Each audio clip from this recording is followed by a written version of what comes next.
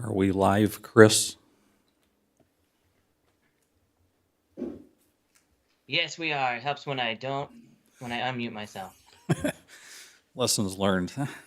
Okay, it is 7 p.m. It is time to open the Monday, April 18th, 2022 Westfield, Washington Township Advisory Plan Commission. Will staff please confirm the presence of a quorum? Ms. Berkman? Here. Mr. Deck? Here. Mr. Horkay? Here. Mr. Johns? Here. Dr. Kelleher? Here. Mr. Maui? Here.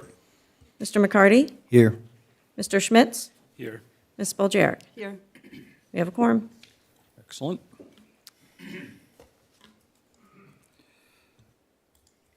First item is, as always, approval of the minutes of our previous meeting from April 4th, 2022. There's no need for any comments. Is there a motion to accept these minutes into the record?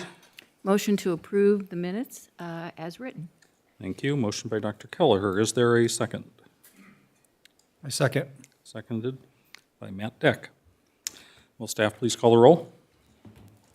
Ms. Berkman? Yes. Mr. Deck? Yes. Mr. Horkay? Yes. Mr. Johns? Yes. Dr. Kelleher? Yes. Mr. Maui? Yes. Mr. McCarty? Yes. Mr. Schmitz? Yes. Ms. Boljaric? Yes. Motion Thank carries. you. If staff would please review the rules for this evening's meeting, which is items of business only, no public hearings. Yes, since we have no public hearings tonight, all items will have the following structure. The department will summarize the petition and highlight any changes or modifications since the item was last before the Plan Commission. The department will also describe what action, if any, is necessary to be taken. The petitioner will be given up to 15 minutes to present any changes, and the Plan Commission will act upon the petition. For our general rules of conduct, we ask that you please not disrupt the proceedings in any way. If you need to have a private discussion, we ask that you please quietly exit the room. Please silence your devices at this time, and again, if you must answer them, please quietly exit the room. If you, no public hearing. So during your comments, Plan Commission members, please make sure your microphone is on, and any petitioners also make sure that microphone is on as indicated by the green light. Please try to mute your microphone when not speaking, and please try to speak directly into the microphone. Thank you. Thank you. First item is our consent agenda, which includes one item, the Cornerstone Bible Church expansion, 2204-DDP-10. Complies with ordinances, ready for approval. Is there a motion to approve the consent agenda? I make a motion to approve the consent agenda as presented in the staff report. Thank you. Motion from Andre Maui. Is there a second? Second. Seconded by Victor McCarty. Would staff please call the roll? Ms. Berkman? Yes. Mr. Deck? Yes. Mr. Horkay? Yes. Mr. Johns? Yes. Dr. Kelleher? Yes. Mr. Maui? Yes. Mr. McCarty? Yes. Mr. Schmitz? Yes. Ms. Boljaric? Yes. Thank you. Motion carries. First item of business is the Chatham Hills PUD Amendment 8, 2203-PUD-03.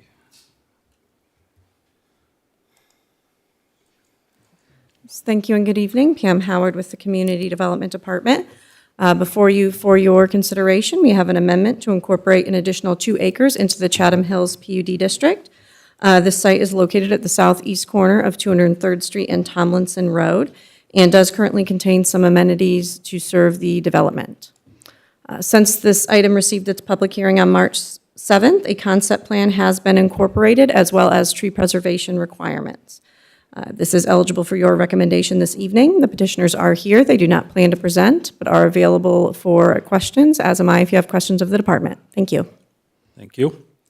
In the absence of a petitioner's presentation, we'll open the floor to any Plan Commission members who have questions or comments. Are there any? I do. We talked about needing to have a tree preservation area shown.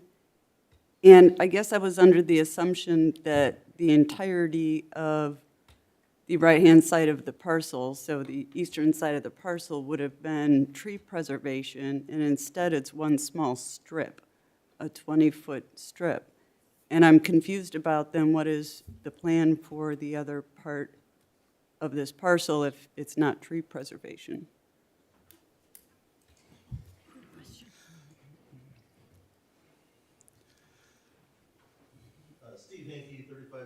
Is the microphone on? Live now. Okay. Steve Hankey, 3524 Club Estates Drive, Carmel.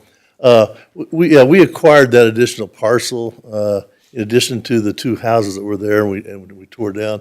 We don't have any present use for it. As I've indicated, we have no problems in giving a normal 20-foot tree preservation easement down the entire east side of the property. Are we going to do something in the future? As I said, nothing planned at this time, but we are willing to give that tree preservation easement. I think there might be, at least for me, there's a concern because if I'm not mistaken, as part of this amendment, it wouldn't go back through any overall development plan for that, correct? Correct. It would just go through the improvement location permit for the proposed building. And that's where I guess there's the disconnect for me, because if I was going to consider that, I thought that the rest of this was to remain in tree preservation. I don't know if anyone has the same concern. So one thing I can comment on, in the language regarding the exemption for the process, we did include that if it develops as shown on the concept plan, that is when it is exempt from the process. So if they were to propose any other development not shown on that concept plan, they would have to come in and do the full process.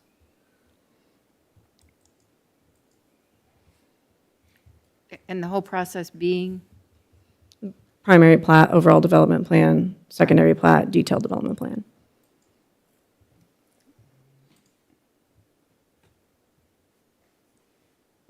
You're saying, Our plan certainly, without doing anything to it and with no plans this time, is to keep it certainly trees. You know our importance on trees with planting 100,000 at Bridgewater and all the trees we do plant. So we wanted to acquire that as a buffer also for us. I know, but it also then does leave it open for development and losing those trees. And that's why a 20-foot easement, that's all we would have left then potentially. If it But I think what Pam was saying is we would have to go back through and get and redo that anyway. So it could be, you may require 25 or who knows Yeah, what. they would also be required to amend the PUD, the way this is written. So the real estate shall be developed in substantial compliance with the concept plan. So if they propose anything not shown on the concept plan, they would actually need to come back and amend this PUD again for the site. okay, so it would be more than just the, More than just the it plating, would they would be an come back amendment through the to the amendment. PUD itself. In Correct. which case, we would have the ability to make a negative or positive recommendation on it. Yes. would there be anything that you might foresee as a possible future development beyond additional tennis courts or Nothing at this pickleball? time, no. Things always change, whatever, but at this time, we You don't don't see know it. what you don't know yet. We mainly bought it to buffer so that someone else wasn't building right next to it. I have a thought, and it may not be logical, but I'll throw it out there anyway. You always I have think good that- thoughts, Jim. Well, I think the concern is you want it as a buffer right now. The people to the east, I'm sure, would like it as a buffer. The 20 feet is not unreasonable, but would it be crazy to put some language in that until it comes back for an amendment to the PUD, it will be left as a natural area? I mean, is that crazy? In other words, I know you wouldn't do this, Steve, but somebody could come in before they come in for a modification and cut the trees down, except for the 20 feet. So is there a way to preserve them until such time as?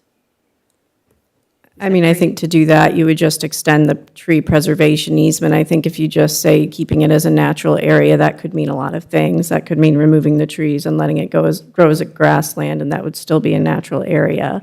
So if you want that entire area preserved, the way to do it would be to make it all a tree preservation easement, and then at the time they wanted it developed, they could request it to be reduced during the PUD amendment process. You know, our preference would be to not make it the entire thing a tree preservation easement at this time. Again, we don't have any use for it at this time, but we did spend a lot of money on the property, and to not be able to do anything to it, unless How- coming back. how Then, wide and once is it's set, you know how it is, once it's set, it's tree preservation, and you try and take it back No, away I from get it. it. It's a difficult thing. I get it. How wide is the area right now that's shown on the, The easement Area. or the easement's 20 feet. right, about how wide is the area, do you think, then? It's probably 20, 40, 120 feet? 100, no. Probably, it was one lot. Yeah. So maybe 20, 40, 100 or so, 120 feet? Could we split the difference and make it a 40-foot tree preservation and? I know, you don't want to get locked in because you're. I really won't be don't able want to, yes, I really don't want to. I mean, I have no problem coming back if we do anything with it and getting approval and all that. But again, we bought it for the trees and the buffer.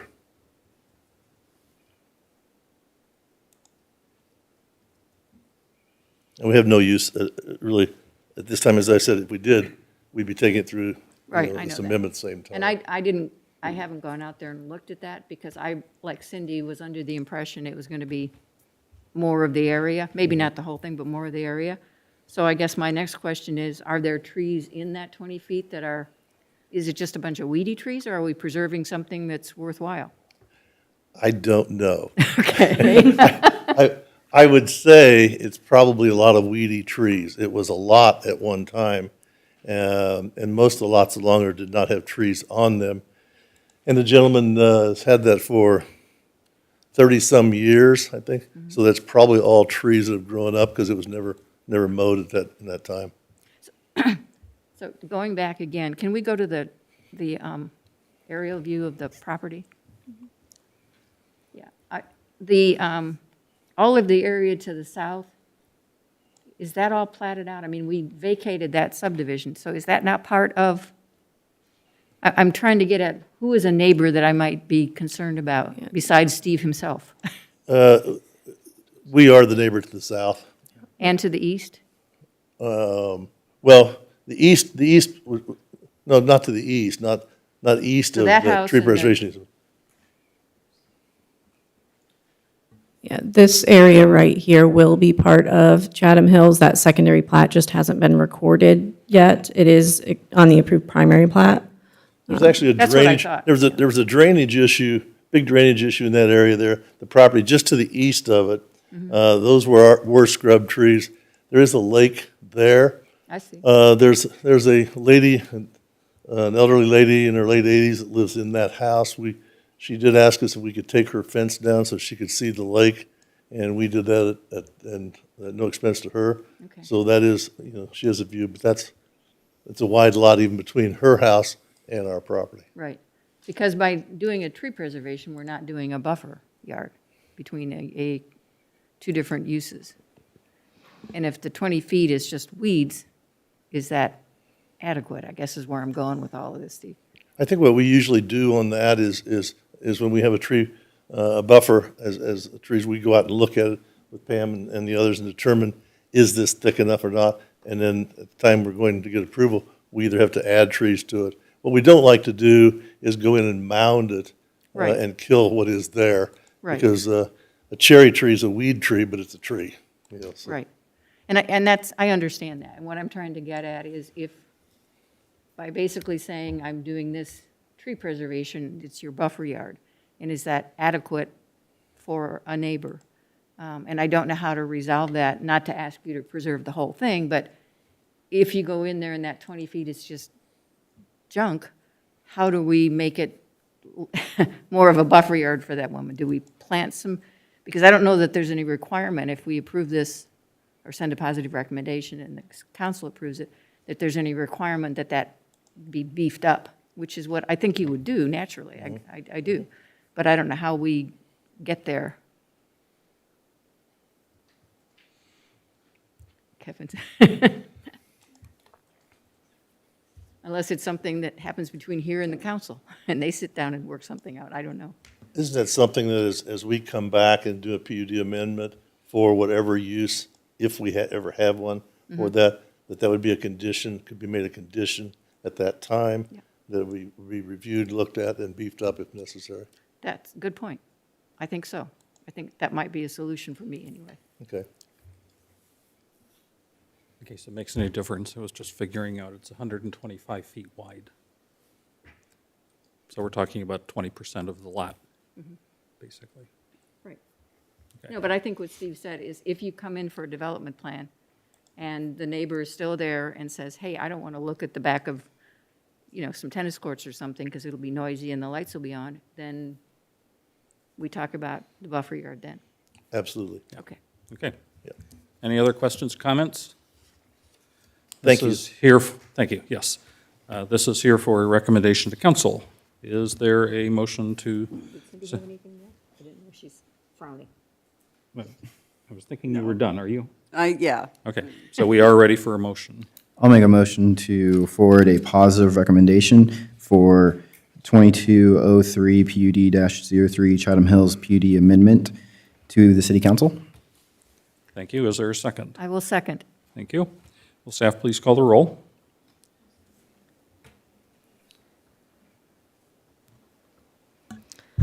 Mr. Deck? Yes. Mr. Horke? Yes. Mr. Johns? Yes. Dr. Kelleher? Yes. Mr. Maui? Yes. Mr. McCarty? Yes. Mr. Schmitz? Yes. Ms. Spillier? Yes. Ms. Bergman? Yes. Motion carries. Thank you. Closing some tabs. And moving on to item next, 2203-PUD-06, Woods Robinson Briggs PUD Amendment 1.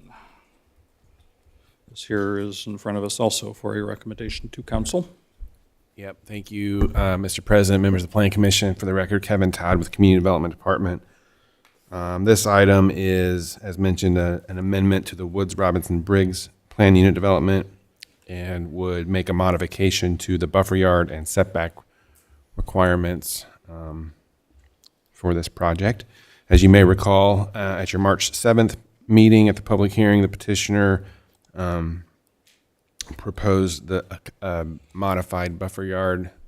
Yeah, there's the exhibit on the screen. It's got a couple of different buffer yard requirements depending on what's adjacent to the proposal. Gosh, sorry about that. I lost my place, but the amendment also proposes setbacks in District 3, which is small lot, single family area on the north edge of the project. This item is eligible for a recommendation this evening. Murray Clark with Fagery, Drinker, Biddle, and Reith is here to make a brief presentation representing the petitioner, after which he will be available for questions, and I'll be available for questions for staff. Thanks.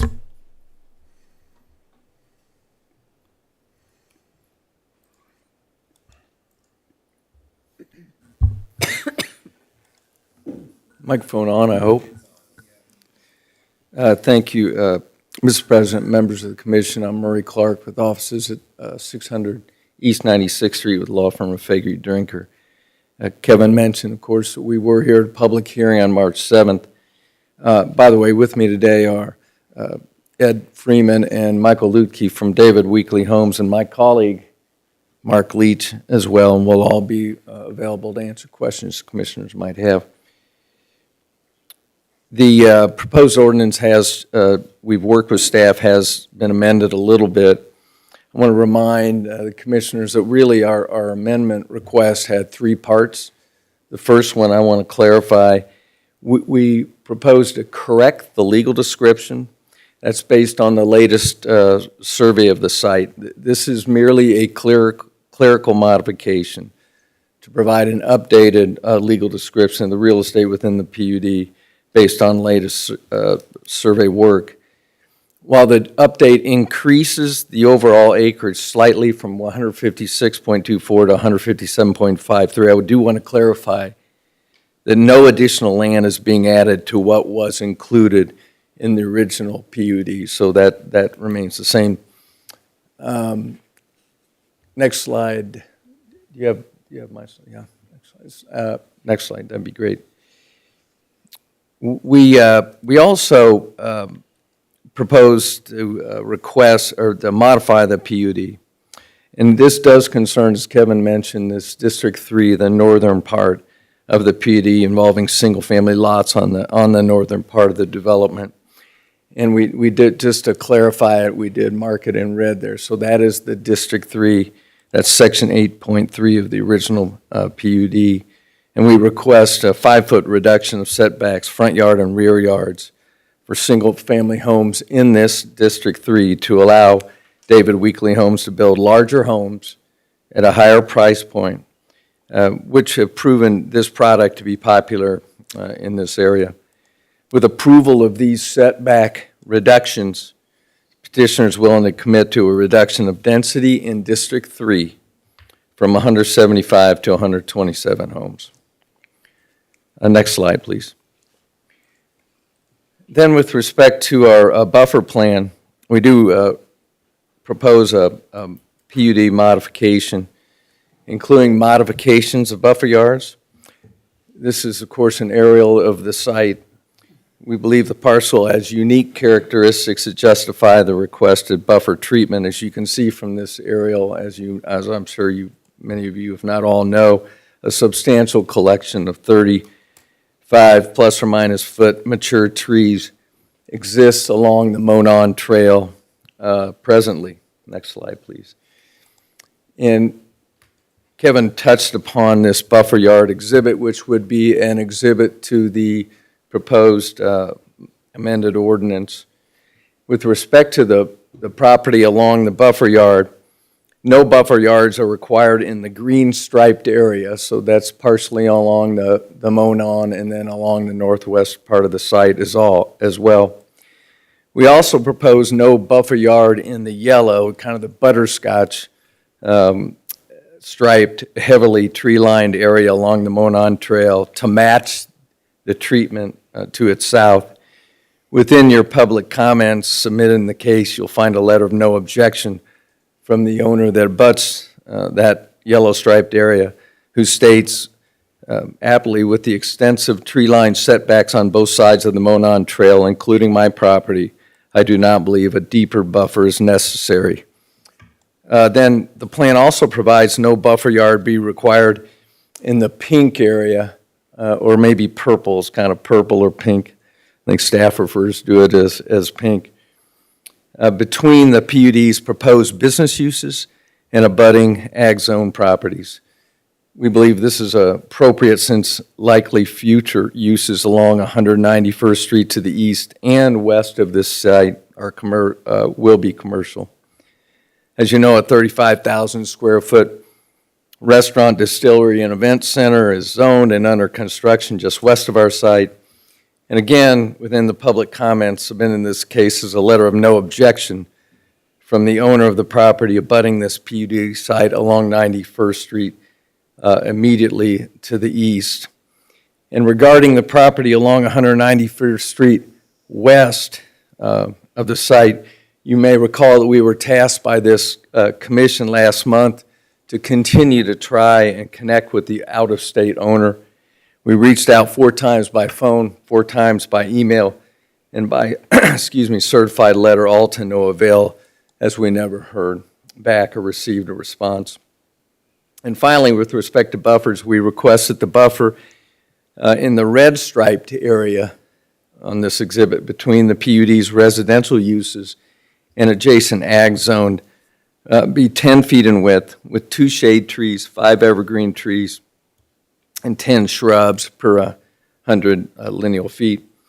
Again, we suspect the area to the west of this parcel will not remain farmland for too much longer, particularly if developed consistent with the comp plan. And I think to support that proposition. If you can go to the next slide, you can see from the zoning map, there's, of course, much of the property is zoned, has been zoned and is either proposed to be developed or is being developed in a fashion other than ag. You see the kind of the light green immediately to the west. That is still remains ag. So you'll note, of course, that the overall development plan and primary plat approval we filed with respect to this PUD site is on your agenda under items continued to a future meeting. Should the modifications we request be approved, the modified development standards will be included in the overall development plan. So, of course, the overall development plan and plat are tied to this request for amendment of the PUD. Happy to address questions commissioners might have and respectfully ask your favorable consideration of this PUD amendment application. Thank you. Are there any questions or comments from Plan Commission members? Feel free to jump in. I just have one. Thank you for reaching out to the neighbors. I understand you have the property on the southwest. You've tried to reach out and not received any response, and I think it's owned by an LLC or something, so not somebody who lives here. But was that the entire western border, or was there property, that section between Woods Robinson and Chatham right there? Is that whole green property one? Yeah, I do. I'm Ed Freeman, David Weekly Homes, 9310 North Meridian, Indianapolis. If you go on the western side where it kind of jets out, if you go up, go north, and then go back east and go back north again, Right. probably almost up to where that green tree line goes up. There you go. It's a little bit below that is where the owners from out of state own their property. Okay. And then north of that is the Lennar project, which is a part of Chatham Hills. Okay, so you've really covered all of the property edges. Yes, then. ma'am. Thank you.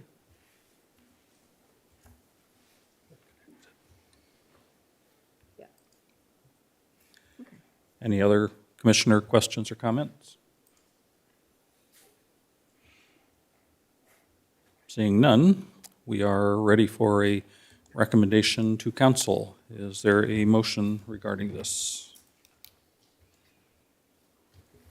I will make a motion to send a positive recommendation to the council for 2203-PUD-06. I'll second that. Thank you. We have a motion from Dr. Kelleher and a second from Andre Maui. Will staff please call the roll? Mr. Horke? Yes. Mr. Johns? Dr. Kelleher? Yes. Mr. Maui? Yes. Mr. McCarty? Yes. Mr. Schmitz? Yes. Ms. Boljaric? Yes. Ms. Bergman? Yes. Mr. Deck? Yes. Motion carries. Thank you. Thank you for your attention. Thank you. Last item of business tonight is 2204-PUD-08, Grand Park Village PUD Amendment 4. This also is in front of us for a recommendation to council. Thank you, Mr. President. Again, for the record, Kevin Todd with the Community Development Department. This item before you this evening for amendment to the Grand Park Village PUD is a request to modify the dwelling unit per acre and dwelling unit per building standards that would apply to this property. This proposal received a public hearing at your April 4th meeting where concerns regarding provided parking, the mix of uses and commercial space, and possibly a bike hub were the primary topics of concern. Since that time, the petitioner has amended their proposal, and it now requires the boardwalk around the pond to have 100% adjacency to the lake. It also requires 3,000 square feet, aggregate square feet of a new structure that would include a bike hub and some commercial space. And also in doing so, the petitioner has made additional amendments which no longer require the necessity to modify the parking standards, also no longer requires the necessity to modify the landscaping standards, but it would increase the dwelling units per building from the proposed 24 at your April 4th meeting to now 72 dwelling units per building in the larger buildings. This item is eligible for recommendation this evening. John Dabashewitz with Nelson and Frankenberger is here and I believe intends to give a brief presentation, after which we're available for questions. Thanks. Thank you.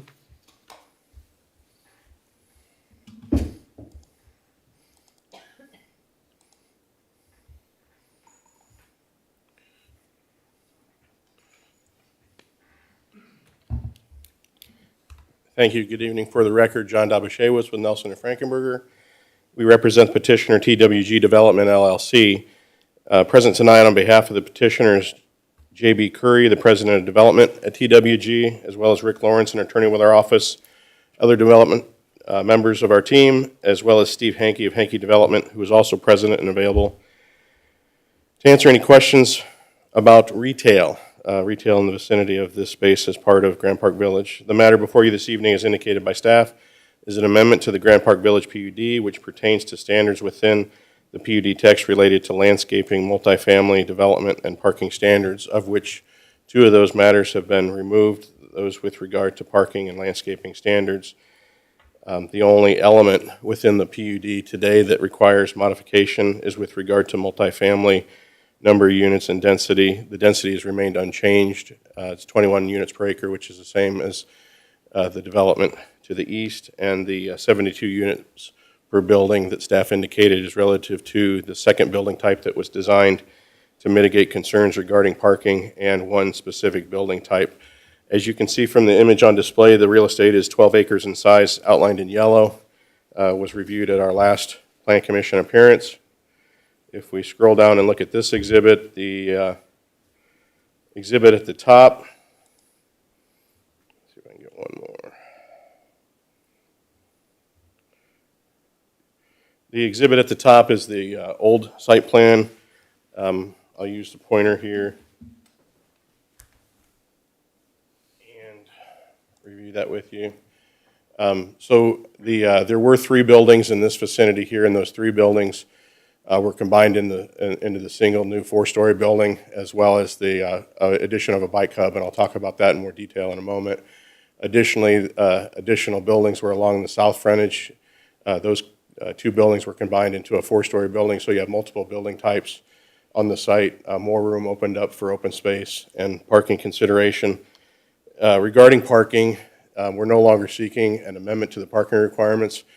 There are 536 parking spots provided along the site. 480 are what's required. There was a concern regarding parking in proximity to this entrance right here. This is the primary entrance into the development, and those parking spots that were angled have been removed from the site plan. Regarding landscaping, we've removed that request. We'll provide additional landscaping on site as well as within Grand Park Village.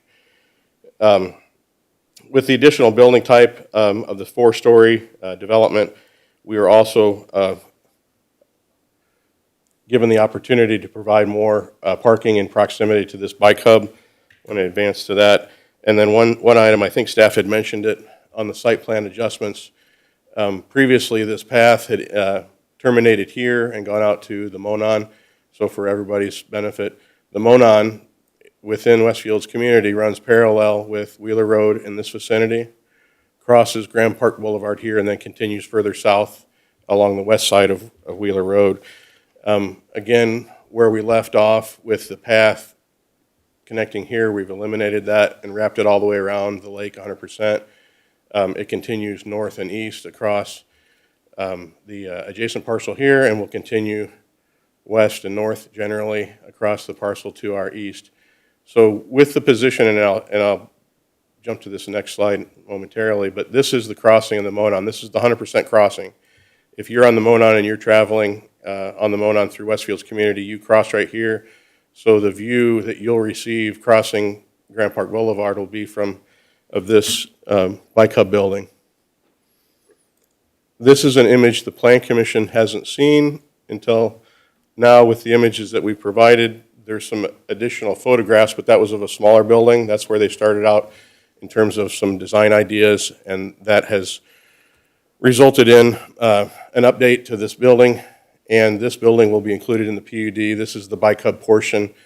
As written into the PUD request, a minimum of 1,000 square foot for the bike hub would be provided there, and then an additional minimum of 2,000 square feet, which you can see here, would be for commercial uses, you know, your snack shop, ice cream store, other kinds of things like that, that would be of interest to those folks along the Monon as well as residents in the area. This image is an illustration or perspective looking southeast. So this is the parking side closer to the lake. This is the Monon in the background. Both sides will be treated identically. So this is the view that folks would receive traveling north on the Monon crossing Grand Park Boulevard. Looking into the site would be, if we did the flip-flop of that, you'd see an identical image crossing the Monon.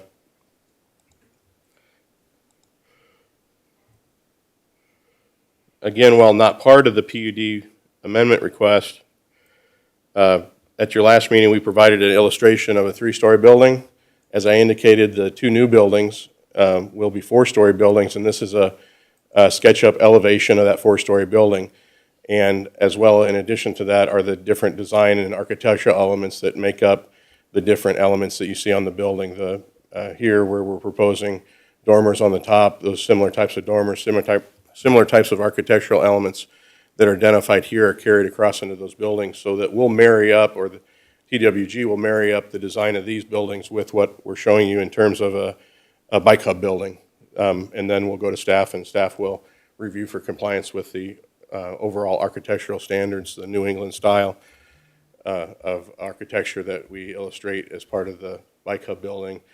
The individual apartment buildings will emulate that. I have a couple additional slides here that show development within the area, a little bit of a zoom in. We received those to assist Steve to provide the Plan Commission with some information. Also, J.B. Curry with TWG would like to add some additional information. I've got 2 additional slides that talk more about parking and how we've modified the site to get to our count. I'll forego that unless we have questions that are specific questions about parking. We do have a letter and communication from the owner of the apartment community to our northeast, thanking us for the modifications that were made and indicating that those modifications satisfy the concerns that they raised at the last Plan Commission meeting regarding our request, both in writing and verbally. In conclusion, we believe the proposed amendment responds to the comments we heard at the last Plan Commission meeting. Letter's been submitted by adjacent owner, as I indicated, and then in addition to that, we received a communication from the Day family, which owns the majority of the real estate to our south and west, where that owner is in support of the request. Again, Steve Hankey's here. Would ask him to address a couple of comments about Oak Ridge Road and the extension of that road into Grant Park after JB has an opportunity to share with you some of the comments that he would like to.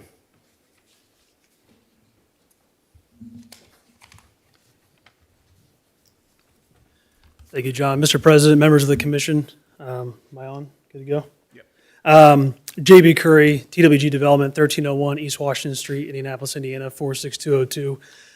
Thank you very much for having us here. Again, I know it's been a few weeks since we last spoke. I did not get up and speak. We heard quite a few comments, and we really did want to take that in and kind of receive that from you all. I know John kind of went through the boardwalk, the landscaping, and the parking count. However, I think the comments we received were very informative. I wasn't here in 2012 when this PUD was first kind of before you and approved. There was a lot of talk about mixed-use retail. We obviously were able to achieve a number of items that you all mentioned to us. You know, one being the bike hub. I just simply wasn't aware of kind of the importance of that or where exactly that should fit and should go. This is a third proposed project for us on the Monon Trail. I love the Monon personally, and I think it's a huge attribute both to the communities that it's in, but also to the folks that live on it, have the opportunity to use it. So That's a 3,500 square foot building that we've amended our site plan to accommodate. We'll build that, we'll own and operate it as well. TWG will manage this property, so we have a lot of control, I guess, on site and with that bike hub in particular. The intent is private and also public use of that. I would be remiss to not, admit that we couldn't, propose more retail. I know we are a multifamily developer, and that was a big component of the conversation 2 weeks ago. That being said, we want retail to survive here too and thrive. It is very tough to propose a $56 million project with funding in place and sell it to potential residents with a vacant piece of land next door. That being said, we have every confidence in Hankey Development Group to develop that retail. We do think that this is really going to help promote that. This is really a promotion of retail with regards to folks who are here 24/7. I know we spoke about the number of visitors here every year, but it also, for retail to succeed, you need the kind of Tuesday afternoon crowd on a random, January or February. It's kind of tough to survive year round if you're focused on certain events. Having folks nearby also lends an opportunity for people to live near where they work. 20, 30, 45-minute drives are not rare for a number of folks at our apartment complexes, and this would be huge for that. The second component really is this is an opportunity to retain talent. There are a number of folks. I was at this point at one time in my life where I left the community I grew up in, and I was looking somewhere to live. Living at home, it might have been financially the right thing to do, but I think for all parties involved, it probably wasn't the best. I think my parents were kind of ready for me to have my own space, but I also couldn't afford a home. And, with median income levels in Westfield being just over $99,000 as of last year, that's an incredible statistic. That's an incredible amount of money.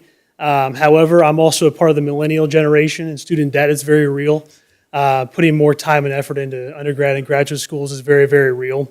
And frankly put, I didn't have a down payment to put on a house. And I actually did go and live in a TWG unit. I did not do that so I could say that 8 years later before you hear this evening, but it's a real fact. So I am a data point of who's going to live in this property. Those 4-story buildings, at 86th and the Monon, we have Notch and Nora as a project we developed and built. Those are 4-story buildings right on the Monon as well in the Nora neighborhood. I would definitely encourage you to please visit or take a look at that. It's right up on the Monon. There's 2 buildings there. It also allows us to put in elevators. We will have empty nesters living here in this project. If you recommend this for approval, there are going to be folks here in this community who simply don't want a large house anymore to maintain. It's real. It happens. You're also going to have people who make well north of $200,000 who want to live here and simply don't want to own a home. I've had that conversation with my father a number of times at Thanksgiving, not because I don't like houses, but there are people who want to live somewhere and just want that fixed payment every month. And those are the best tenants that we have. They treat this like a community. They're part of the security for us. Those buildings are also going to be interior corridors. So there is more added level of privacy and security. It's not an open air building. So we really do want to acknowledge the fact that this is an opportunity to retain folks who went to high school here, want to move back here. Just this morning, I had a meeting internally with our leadership team about working from home. I can guarantee almost every single college graduate from here on out is going to have full work from home opportunities, or if not, at least modified. And so although, graduates 22 through 25 might be working for a company in Silicon Valley or New York City or Austin, Texas, they still might want to come back home to Westfield, and we want to give them that opportunity. We want to give them the opportunity to expand upon the Monon Trail, use a walkable boardwalk to that amenity space that's going to be there with retail and future development. And so happy to answer any and all questions. I'm really excited. I want the opportunity to show you how great of a project this really can be. We really did want to take your comments into consideration with our site plan, our design. We're fully committed to that Cape Cod look. I know the rendering we showed before, the 3-story building, we're going to add some hardware around the windows, shutters. We're going to put planter boxes on the first floor.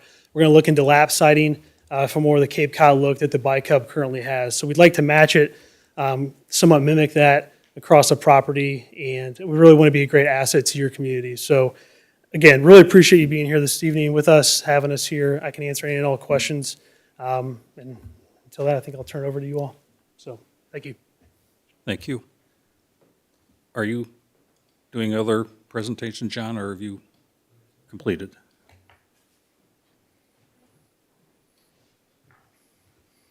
Let me know if you want a different slide. Okay. Steve Hankey again, 3524 Club Estates Drive. We appreciate the opportunity to be here this evening to support TWG and JB. As you can see, he's a fine young man. I had the opportunity to coach JB in 3rd, 4th, and 5th grade and 6th grade basketball and baseball. And turned out he's a great young man, so I'm proud of him. I want to talk a little bit about, I know there's some questions asked last time in regards to retail. And I want to point out that there are differences in retail from a village retail standpoint to a high traffic volume retail. And when we did the Bridgewater Club, Jenny probably remembers that, 20 meetings, 3-hour land use committee meetings, the first PUD. But we actually had 30 acres of retail on the corner of 151st and Gray Road. We then acquired more high traffic property and ended up putting in, the Walgreens in the center there and the Primrose. And on the opposite 146th Street and Cary Road, you have the liquor store, you have the Fresh Time. And expanding on up into there was the assisted living, independent living, and all of that going through there. So again, that changed, and the 30 acres that we had set aside originally as part of that PUD is now residential. One of the things that we looked at here is we've done a lot of commercial in the area. I think we're known more as doing residential land use planning and lifestyle, communities. But the McDonald's, the Taco Bell, the Culver's, the Wendy's, the Wendy's and the Dairy Queen, the multi-tenant building with the Bubs and so forth. We did all of those, as well as everything down 146th Street. Chatham Commons, the hotel, the Marriott Spring Hill Suites, the Wendy's, and Arby's is getting ready to go in there, the Family Express, and so forth. We have begun working with people to develop retail at Grand Park Village and on the corner of the Grand Park Boulevard and 180.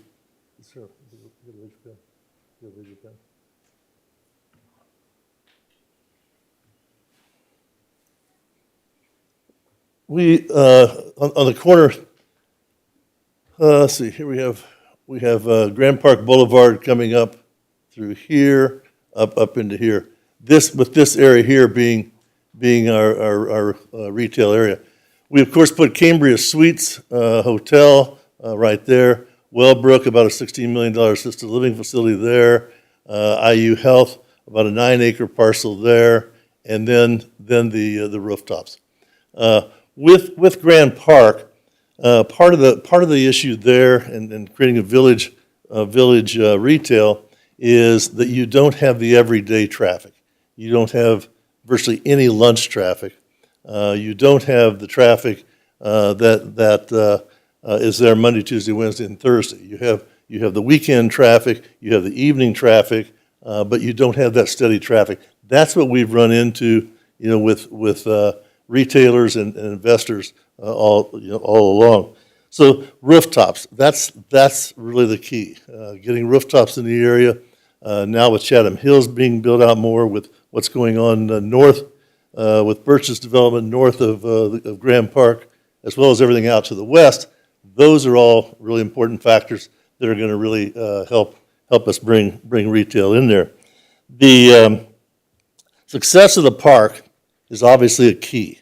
That's one of the things early on, everybody expected hotels to come the first year. They weren't going to do that. The first year, they wanted to see, 1, if it was going to be built, 2, if it was going to open, 3, if it was going to be successful. And most people investing 20, 30, 40 million in hotels were not going to do it based on 1-year performance. So consequently, you were looking at hotels 2 years down the road, and those hotels then were acquiring ground and took another year just to go through the zoning, another year to build it. So you didn't see hotels for about 4 or 5 years. Cambria was one of the first, as we said. We went out and found them. So the timing of the park is a key. The success of the park, and obviously the park has been very successful. We were very close to having retail going in, and the pandemic hit. That threw everything back probably another 2 years at least. What people want to see is stability. They want to see stability to invest in the properties in retail. I think we're beginning to achieve that now with putting pandemic hopefully behind us.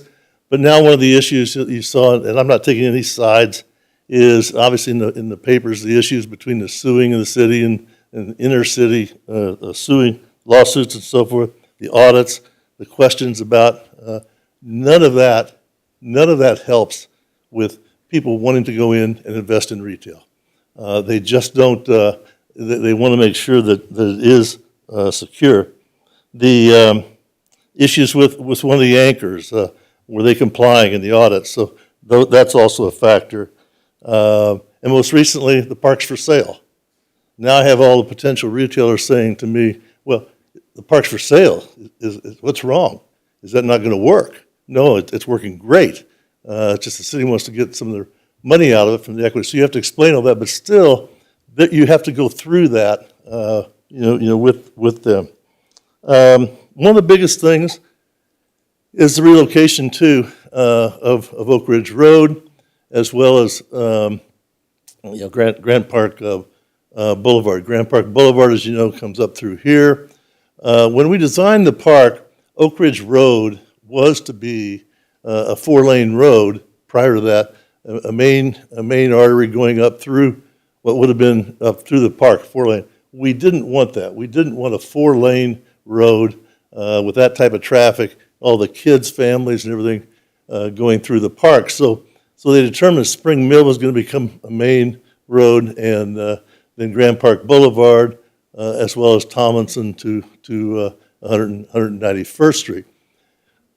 That changed though with the Wheeler Landing zoning, and what happened then is the determination was made that now Oak Ridge Road would become the primary road, and so that road is now being built.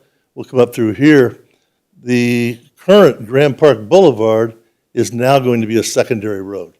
In fact, there isn't even a roundabout, which I think will be an issue down the road. There isn't a roundabout there. We have even offered to pay for a roundabout to go right in that area right there, but that's not happening. So now this part of the road from here down to here is really a back road. It's really a secondary road. So you're not going to wouldn't see any retail coming in here, which is also you need rooftops, and now with TWG, that presents the best opportunity there with a less opportunity for retail. As far as entertainment-wise, that was a question I think that was asked last time of, what type of entertainment. Originally we were going to do an amphitheater. We believe that's now all taking place, downtown with the $50 million investment in the park there. So all that said, we obviously love Westfield. My whole family lives here. We've been developing for 20-some years. We want the best to go there. We have actually now acquired ourselves from the Day family the 15 acres or so there to develop that ourselves. And so as soon as we have investors who are ready to put their money in and do that, we will begin doing it. But as I said, we love Westfield. By the time we're done developing it here over the next few years, we probably will have created about $2 billion of assessed value, market value of property. And we want to work together. We're anxious and excited to get our retail going, but I wanted to explain to you some of the reasons why retail doesn't just happen. Thank you.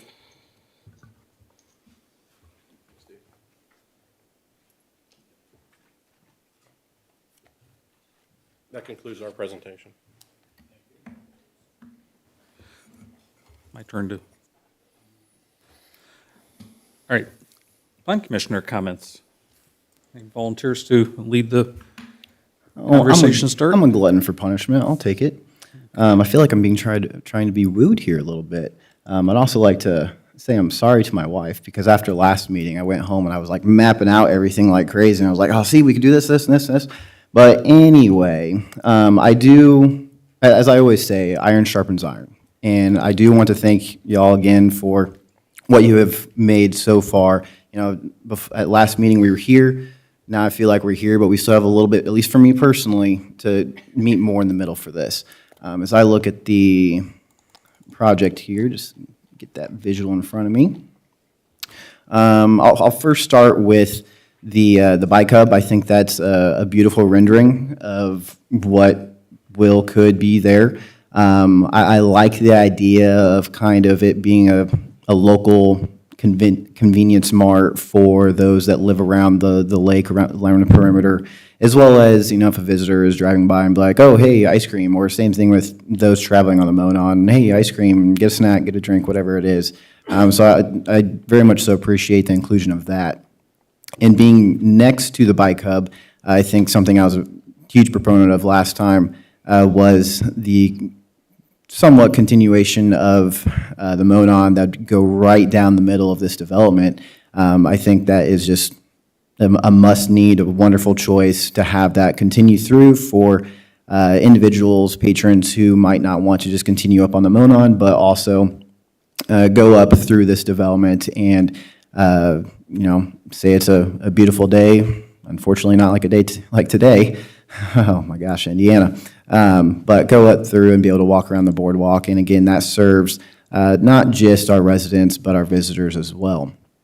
Before I mention that, on the east side of the development, I very much so like what's happened up there is removing or replacing the 3 buildings, as I should say, with 1 building. I think that is a very smart choice, having more parking available there. So I think that condensing, again, is a great transition from what is already established north of this development going southwest. What I would like to see, though, is, you know, when I hear 4 stories and people traveling on Grand Park Boulevard, I think of it just being a wall, so to speak. So if I was to have the 4-story building, I would prefer that being on the east side of the development as opposed to the west side, just because, again, that transitioning from the development to the north to the south, and then that way when people are traveling on Grand Park Boulevard, it's not like just a wall of apartments there. But with that being said, and where I think we could meet more in the middle, I know everything's been mentioned about with Oak Road continuing to the north and where the actual frontage for visitors will be. I still think more can be done here in terms of mixed use.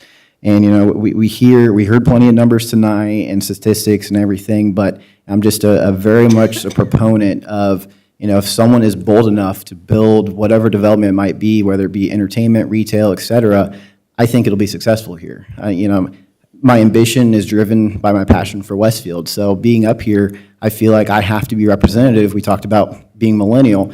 I have to be representative of people who have lived here, not just their entire life, but those also that will live here for the next 30 years. So when I see a development like this, I want it to be done right the first time, and I'm not trying to predict what might happen with the rest. I have to act accordingly upon what is already in front of me. So that's just basically my thoughts with that. Again, I very much so appreciate what has already been done here to try to meet more in the middle. But just for me, when it comes to the perimeter of the project, I'd like to see, I don't want to put a number on it, but just a little bit more mixed use there. So that way, again, you can continue to have that just transitioning, not just from the apartments to the north, but transitioning from the developments from the south to keep with that village feel. So those are just my thoughts. Thank you. Thank you. Other comments, If I can questions? just make sure we're on the. Yeah, if you have any responses, feel free, John. When Steve was speaking, it's I believe it's this parcel here, Steve, that has a development plan approved for that retail and that retail component. So if we take into consideration the Grand Park Village and specifically the Lake District being here, those mix of uses, the non-residential pieces, are the hotel, the area next to the hotel is developing commercially. Other real estate here at Grand Park Boulevard is developing commercially, and there's already a development plan approved, so they're ready to pull the trigger when the investors, can make the numbers work on believing that the traffic from Grand Park as well as the residential is going to be successful. Those are folks with the skin in the game and that are going to provide that mix of uses that you're talking about, but only when they've got the rooftops and the residential to support it. They've got the Grand Park component, they don't have the other piece. So that it is mixed use. It's that the mixed uses in this, the other uses are on other parcels surrounding the lake. And then also, this is that extension of Oak Ridge Road. It shows up a little better here. I'm sorry the projector's not doing justice today, but this is dedicated right-of-way. That is the extension of Oak Ridge that goes past Speedway, north of 186th Street, and then we'll continue on north in that vicinity there. Is that right, Steve? That's right, John. I was just going to add that ground located right in this area here is a little more than 15 acres. We also have another 15 to 20 acres over here, as well as probably another 10 to 15 down here. So for mixed use, we still have acreage that is probably the equivalent of Clay Terrace. So we believe this will probably be the next. I totally agree with you. I think it's a home run as soon as we do, which is why we're considering doing it ourselves. Because you have everybody in the park, they're looking for things to do. You have all the families, neighborhoods coming around, and so I think it is a home run. But that gives you some idea of the size of the property that is still remaining for that mixed use. On the topic of agreeing, very much so appreciate that. And I also agree with your sentiments on what has been happening at the city level has not done our community any justice, and it's given a lot of developers hesitancy on wanting to come in. That's why we need, people need to think about their actions before they speak and understand that positivity and being involved in your community really does help because you never know who is watching.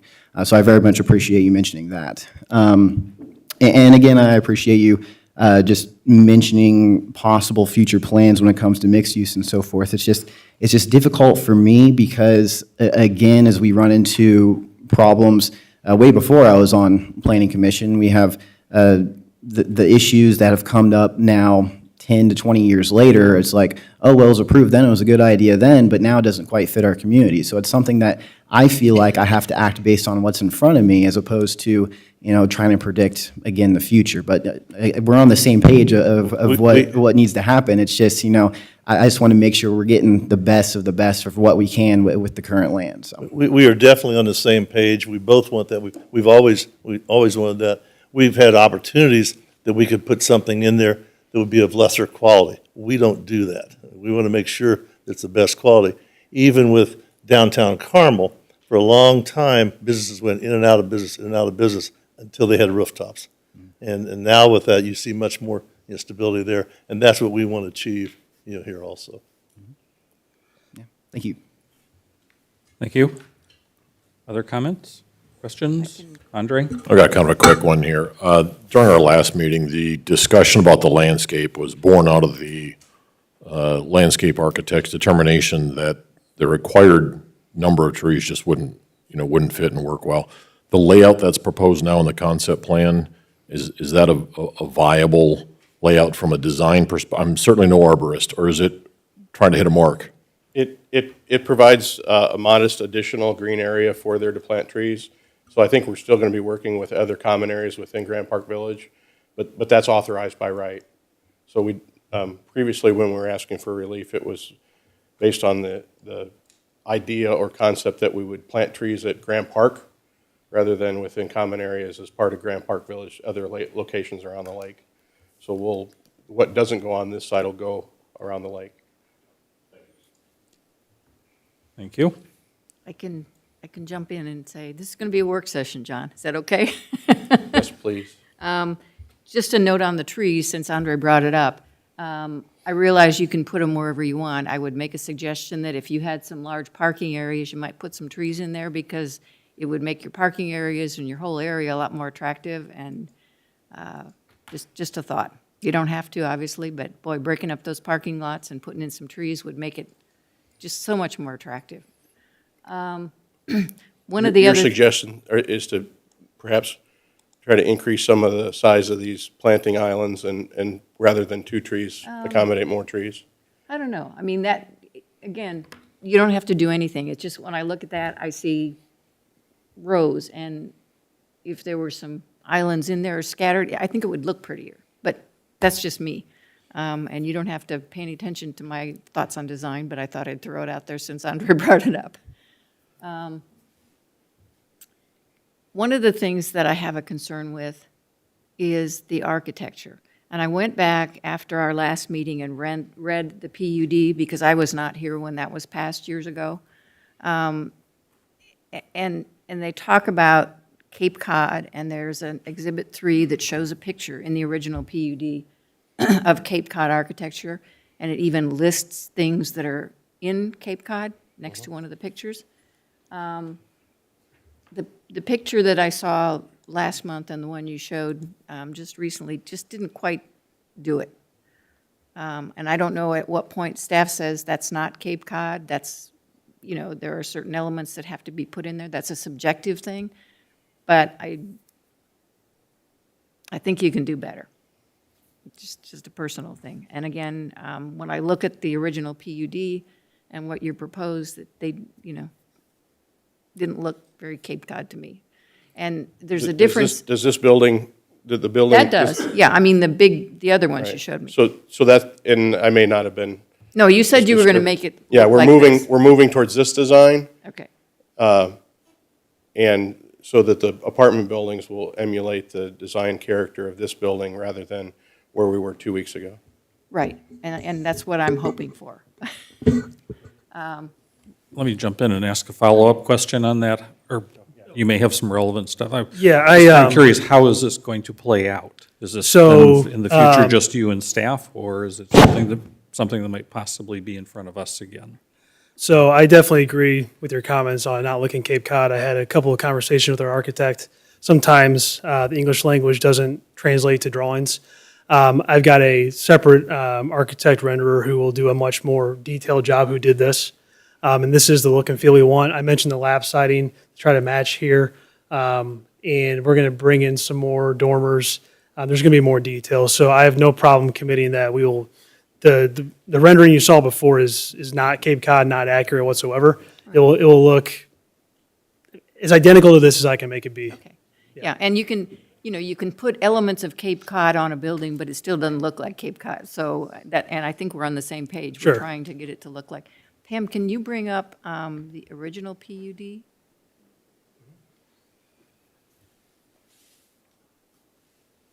Please.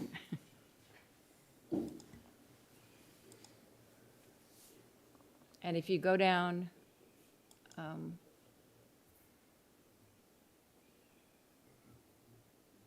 think it's Exhibit 3.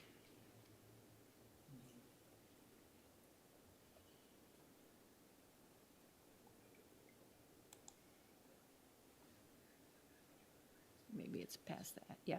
There is your picture of Cape Cod, and I know it's not going to be quite as quaint as that if they're going to be 4-story buildings, but on the left-hand side, there are some elements there listed, which I think should give some guidelines.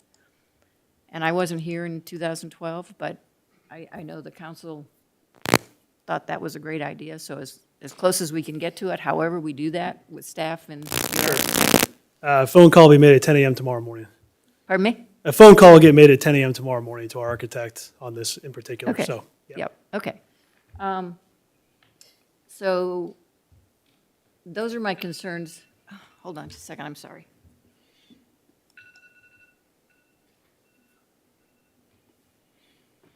I thought I had turned that off. My dog needs to get a medicine at 8 o'clock, and I have my alarm set every 12 hours.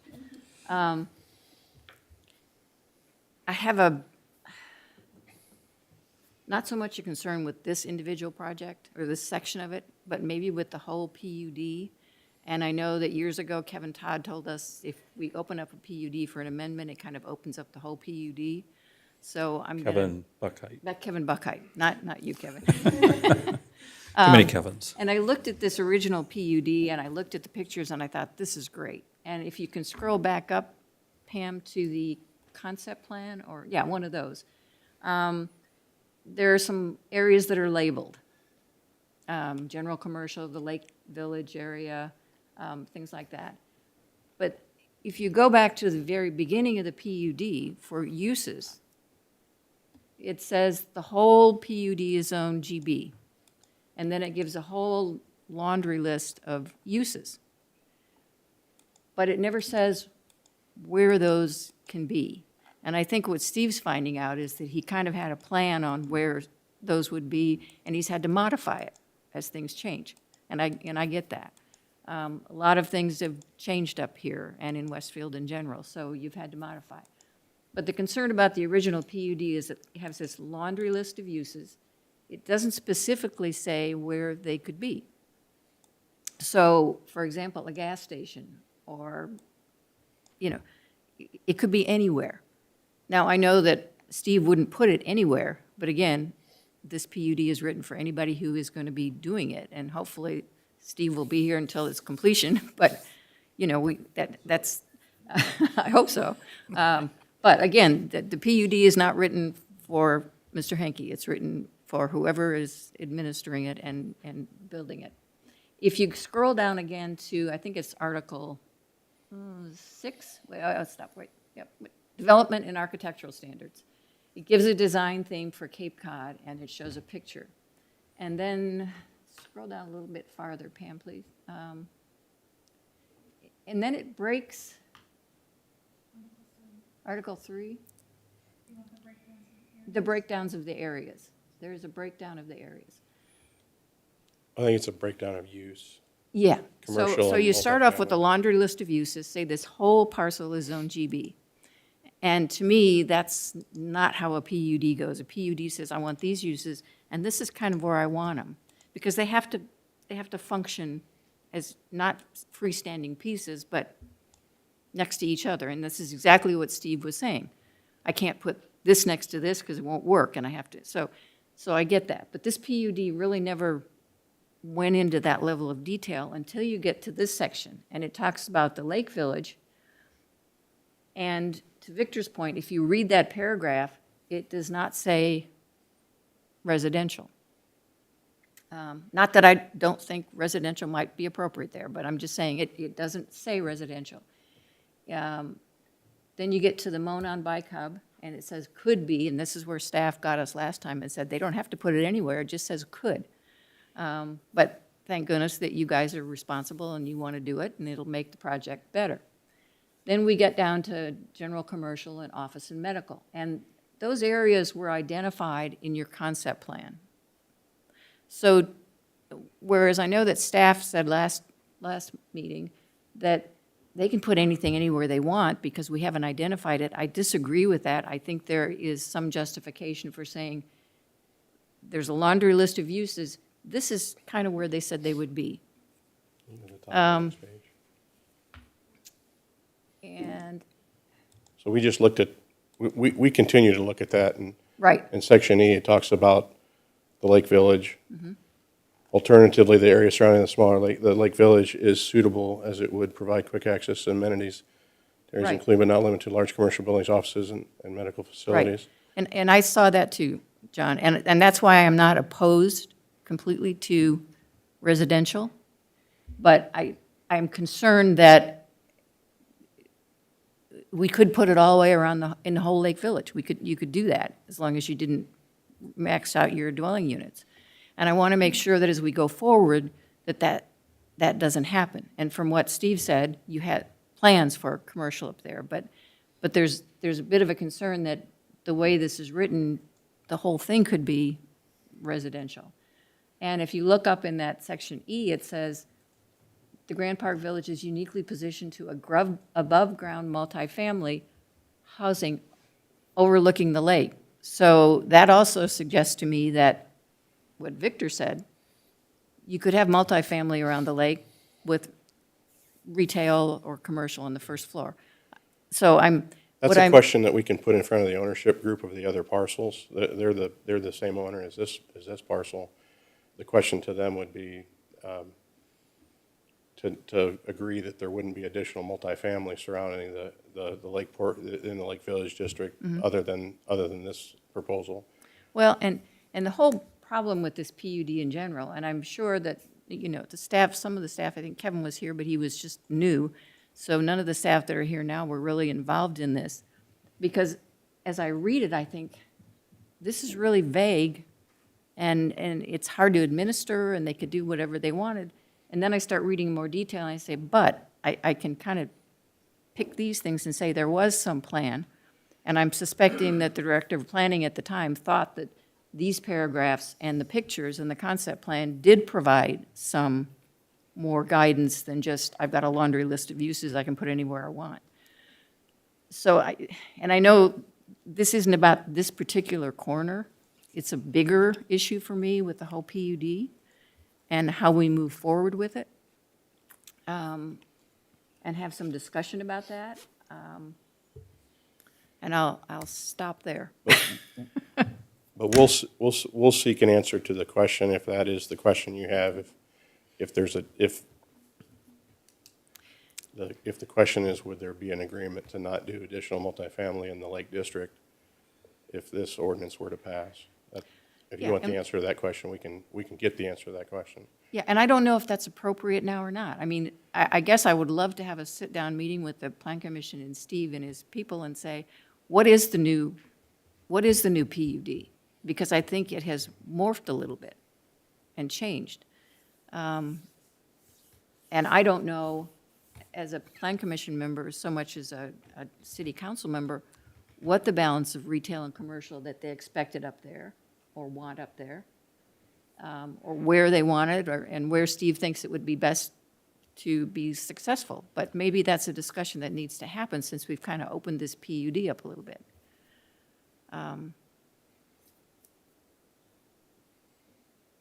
Anyway, the other thing is, PUD is supposed to be under one ownership or control, so there still has to be somebody, I don't know how that works, it's, at least when it's approved, it has to be under one ownership or control. So there should still be some kind of control over what happens in this PUD by somebody or some overriding body. And if it's only the ordinance itself, then that's a concern for me, and I think we need to tighten it up. As somebody who was present back then when all this was happening, that's kind of what I was expecting, is that when we had at the very beginning of our PUD ordinance, that whatever it is that would be written in that ordinance needs to only be allowed as long as it's property that is under, as Jenny referenced, one ownership or control, which to me sounded like somebody who would be there continuously throughout, that we would always have a return to place where we could say, here's where we're heading, but you started all this, let's finish it the way we envisioned it, which doesn't seem like it's happening in a lot of our PUDs today, because there are so many moving parts that are developed individually. There isn't just one developer that develops everything. Kudos if you do bring along that part you were talking about, looking forward to that. But I kind of did have that expectation myself back when this was initially approved, as well as the tying together of the narratives with the images. That, well, it doesn't say, as we've trended to trying to include in all of our PUDs, that it's going to be in substantial compliance. It seemed like this was tied up well enough that we had descriptions, we had illustrations that should guide it all the way through, and that we wouldn't just be looking at one thing in its own little vacuum.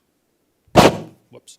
Just to kind of elaborate further and give my historical perspective on those comments. We'll move on, or do you have something else? One more thing. Sure. It may be appropriate to put residential around the lake. I'm not saying it isn't. I'm just saying that it sounds like there was a plan put forward that a whole lot of people bought into, that is morphing now, and morphing maybe for very good reasons, Steve, but maybe there needs to be a better communication with the council on what it's morphing into or the plans. I welcome that. I mean, I would love to sit down with council, plan commission anytime and work through some of these plans, some of these, like we've always done. The corners, can we put that back up?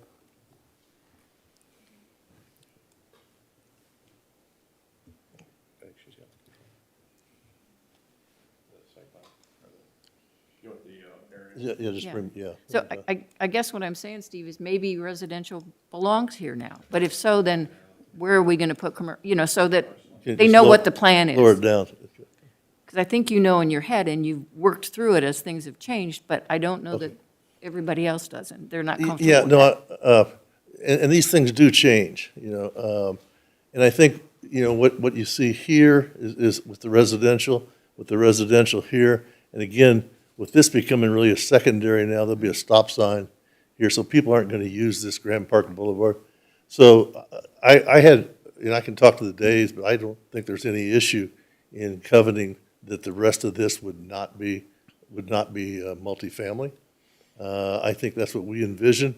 That's what we want to see, no matter how long we have to wait to make sure that it's the best quality and that it fits and goes in there. And if we can get entertaining as part of it, that's great too. I think the same thing applies with this ground in here. I see this ground in here as having commercial potential because now, with Oak Ridge coming up here, this whole area will tend to be more of that. Right. The city also has 2 or 3 acres here of commercial that they own, and the city owns some commercial over here that we set aside for them when we laid out Grand Park. So this is the natural area to have that. This is a good buffer, as you're going hotel-wise, and then your independent or your assisted living, medical up in this area here. Down this area is now filling up. There's a storage facility here. There's more of a senior living, the Coin Vet down here. So that becomes a little more retail. In here, there's really not that much left here, 10 or 12 acres. So with all the rest of it, I think we're kind of closing out. It's kind of methodical, but it's kind of one step at a time. The beauty of residents living here or residents living in the area we're developing over here is that they can live, work, and play there. And that's exactly what you want. We have a dental group, I think, getting ready to go in somewhere right in here, I think in this area next to Primrose. So you could be living in this area and take your grandkids or your children and walk to the dentist. You could walk walk your dog to the vet. You can walk to you got the assisted living if you've got a parent or someone staying there. You've got the park. You've got the Monon. It really is turning into it. It takes a long time to do it. We could do it fast, but it wouldn't look good. It would be, as you talked about, you want it for the future. You want it for the next 50 years. And so that's how I'm seeing it. But I welcome any opportunity to ever sit down with any of you individually or however many you can without being quorum and kicking ideas around and letting you know where I think we are, whether it's with Chatham or anything else. Well, for me at least, your explanation about all the changes and the roads and things was helpful. And I think a lot of people just go, why is he changing it, Yeah. Okay. Okay, thank you. Thank you. Comments to my left, anyone? Well, I have a host of ones that are ordinance-related, but I have more of the legal question, and I think I let staff know that I was hoping we could figure this out. What are we doing in terms of opening up a PUD when we make these amendments? And do we have the ability to open up the entire PUD when we do an amendment? And I guess we just need the full legal answer on that. Right now? Well, I think it's a very important thing that we need to get done. We need an answer on that.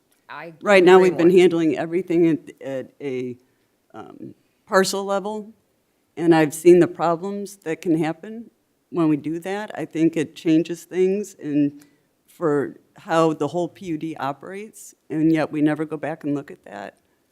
So it's something that I really would like an answer to, this being one of the examples that I think we're in a gray area. Okay, yeah, I'm more than happy to draft something and send to the council for review. Okay. You guys have mentioned most of my stuff, so thank you very much. I was hoping so. What'd you say? I was hoping so. Oh, yeah. So we But wouldn't there's go on more. till 9:30 or 10. But hold on, there is Oh, more. I'm sure there is. And please proceed. Okay. So we don't have the language that we tend to put in now that says substantial compliance with concept plan. I didn't see that anywhere. And so I would like to see that inserted so that when we do have this ready to go, we know what we're going to get. There's some minor issues It's like. halfway there. It specifies regarding the bike hub that it has to be in substantial compliance with the location. Well, no, even with That's that what I'm one, you saying. said the location only. You didn't mention anything else, just the location has to be What- substantially compliant. What other items would there be? Well, it's more than the location, it's what you visually showed us. Oh, yeah, it specifies in the ordinance that there's a character illustration, and it has to be the character and quality of that image. If you want it to be in substantial compliance with that illustration, then we can modify it to be that, but it is addressed in the PUD. But if you would prefer different language, we could take a look at that different language. Well, yes, I would. And I mean, we don't have it for the buildings or anything else in terms of substantial compliance. And it does start to get interesting because things like this trash enclosure, I'm looking at a trash enclosure, and I know it seems a minor thing, Site plan. but it's right next to the boardwalk. At least it looks like it, it's not labeled that that's where it is. And again, I'm not sure where you're intending to put the trash enclosures in this project. But, That would be and one of again, the- that seems That would be small, one of the locations is positioned right here. So I'll speak to trash a little bit. Not that I'm a total trash expert, but we'll have valet trash here, so nightly folks can have, there's a service that comes by and picks up trash outside each person's doorstep, takes it down to the dumpster. That is one by the boardwalk there to the east. It's a masonry screening with heavy landscaping around it. We can kind of double that up so you would never even see it. We do need to put it somewhere. I prefer not to put it right next to the bike hub. We can move it down a little bit where there's a bigger dip, where those kind of line of trees are right there, yes. And we can make it not a jungle, but I mean incredibly landscaped. But again, that will be masonry surrounding that. The other trash is currently designed. Thank you. Yeah. So that's off the boardwalk. And so again, the nightly pickup is designed more so for us to help control and maintain that. So people aren't dragging things and leaving them outside the dumpster enclosure. It's going to be placed in that enclosure, not outside of it. And then also we're going to have a separate, in the buildings, a cardboard recycling area because of Amazon. Just kind of requires it now. Everyone buys everything online, and we have boxes all over the place. So we have special rooms inside the buildings to put specifically recyclables. So we'll keep a lot of the stuff kind of floating around from outside the property in the property to be picked up on trash day that our maintenance crew will take out when the trash truck comes each week. Okay. When you look especially at the easternmost building, and that's, obviously the big building, 72 units, I guess, it's going to basically be the rear facade or the garage facade that's facing the lake. So we're going to have a bunch of garage doors. That's really the first thing you see walking the boardwalk, looking across the lake. And there's very little, to no screening. And I also have a problem with the fact that you've got this big parking area here and very little landscaping against the boardwalk area or the lake. It would just seem that with car headlights and just visual that would probably not be the best idea. I also don't know how it's going to wind up. There's a lot of cars that wind up in ponds And for the life of me, I still don't know how this happens, but it does a lot. Even here locally, I mean, people might laugh, but we've had some serious problems and people die. I mean, it's not a small issue. So whenever I see water next to parking lots, I get a little nervous.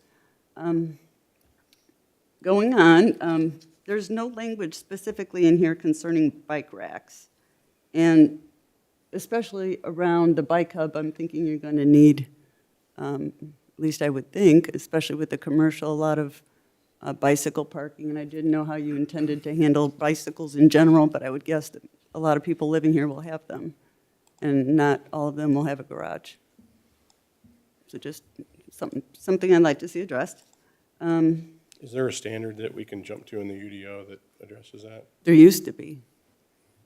Yes, there is. So we're required to meet that standard as part of the development plan review. We just haven't shown it to you because it's not been relevant to the discussion. So if there's something above and beyond what the UDO requires in terms of bicycle parking, please let us know what your thoughts are about. Specifically in that commercial area with the bike hub, I think that needs extra attention to bicycle parking. Like a sizable amount. Unless it was exempted in the PUD, and I don't know that. We'll get it addressed. We may have more than what you wanted to have. Okay, talking about the commercial space, you did not list specific uses, and right now, commercial uses would allow a myriad of things that we might not find appropriate next to the bike hub and next to these facilities, and I know that the way the ordinance was written, it seemed like you could almost put anything anywhere, but... Well, there's a list, and it's not anything anywhere, but it would be those commercial uses that are identified in the UDO as appropriate for general business. Right. If there are specific uses that the commission or council wouldn't want to see, we'd want those brought to light so we could determine, is it appropriate to delete those uses without having that target? We would take a stab in the dark, but I would almost prefer it be the other way, and we call out the specific uses we find acceptable in that So space. why don't we produce the entire list, and then we can share it with everybody so we know where we're starting, and then you can aim us in the, we'll take your lead on the direction we need to move. It's just, it would be more productive. You could take the list in the current PUD and start with that. Yeah, but there's a number of other uses because it cross-references back to GB, so it says Yeah, GB it's is permitted. GB plus all Plus these all things. this. Yep. So we'll put together on a spreadsheet, here's everything that's permitted there, and then we can start knocking off ones that, Right, like that gas we don't want to see. Right, and that would be, It'll be a short list. yeah, it's not, No, I think that's a wise Yeah. idea. I'll shut up. we just don't have a target to look at, and For the boardwalk, we don't have it listed in here. When would that requirement need to be met? with site construction. Before It would be- COAs are issued, or? It would be constructed with site construction, and if CFOs were issued for building it, and then the boardwalk wasn't complete, like with landscaping, if it wasn't the right time of year to produce that, the staff wouldn't, not speaking for staff, but customarily, they would issue a temporary CFO, and the final CFO for the building would be issued with completion of compliance on landscaping and/or that boardwalk feature. But, I mean, it's not specifically addressed in here like this. There is nothing about that, so I didn't know how staff would It's a administer requirement, that. it's a requirement under the ordinance that it be constructed. We're just now talking about timing. And timing without a condition added, timing would be at the time of CFO issuance of the building permits. Yeah, I would agree with that. We won't issue a permanent certificate of occupancy until all site improvements have been made, unless otherwise stated in a PUD ordinance. Okay. I just didn't want to end up in a weird position, and because this PUD is different, not everything is going to default to our UDO standard, and it's kind of complicated trying to read that and figure out what does and doesn't apply. Let me think. I'm going to withhold anything else until hopefully we get revisions based on the comments tonight. If there's other information, if you could forward that to staff so that either at your next meeting or if it's if it's determined by the Plan Commission that they would want us to come back with additional information or revisions at their meeting on May 4th, I think we can accommodate that. But if we arrive back on May 4th and there's additional comments provided then on May 4th that could have otherwise been provided now or to staff before that, we would want to make efficient use of the Plan Commission's time and receive those comments in advance of that so we could have an opportunity to address them. I do think you need much more attention to the landscaping, especially anywhere near these parking areas. That was another thing that we didn't talk about, and I guess I should have brought it up. There's a requirement that you basically have to put in these walls to screen your parking. And I know that you and I talked about this, John. I find it very uninviting in the streetscape, at least the way it's proposed. I do too, but it's in your ordinance. And without us asking for relief from that or being suggested an alternative, we would not seek to complicate our proposal with a request for an alternative unless we were pointed in a direction. I would much prefer to see that handled with landscaping if it's possible, and I don't know if we could, I don't know if that's okay. When I think about the size of these buildings. What we're talking about for everybody's benefit is that in the UDO, there's a specific provision exclusive to multifamily development where we need to screen the parking along the perimeter of the site as well as the roadways with a solid screen that shall be made up of solid materials. Landscape isn't one of those, so we had included in the ordinance under the last page of provision that showed an illustration that was masonry and metal as a solid screen that would be supplemented further with landscaping. But when we met last week, Cindy suggested that that probably isn't as an attractive a look as we could come up with along the area adjacent to the Monon, and we're in agreement with that. And we would propose to come back with an alternative that provided a screen in a landscape format rather than when I say a wall, it's not a 6-foot masonry wall, it's Page something 12, in John. terms of Can lower. you, Yeah, Pam, can she scroll to page 12? We're looking at it here, Yeah. and while it's maybe not the end-all, be-all of parking lot screening, it's actually not as bad as I think these descriptions are making it sound. I was curious to know exactly where There you go. this applies. Is it just along the perimeter where the parking is against the roadways, or is it elsewhere within the site? It's all along the perimeter of the site, so it would be along the roadway adjacent to Grand Park Boulevard, and a small component there along the frontage of Wheeler. It's Would not- questionable as to whether or not it applies between us and the other multifamily development. Okay, and that was my And question. I I was would, about I to would ask argue in that is- they didn't provide a wall that next to their parking field. So why should you?